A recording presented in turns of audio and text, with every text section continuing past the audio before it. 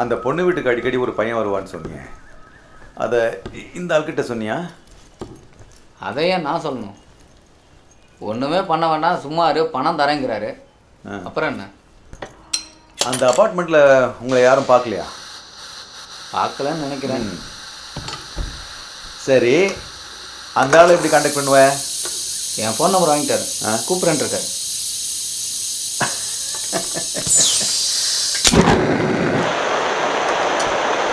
கொலகாரனுக்கு போய் இவ்வளோ மரியாதை கொடுக்குற?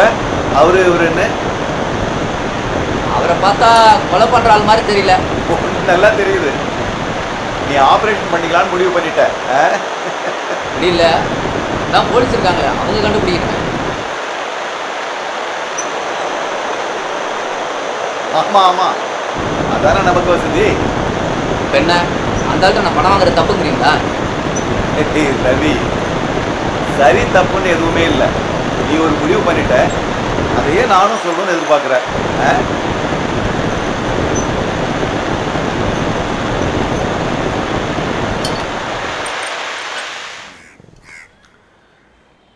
எது தேவையோ அதான் தர்மம்.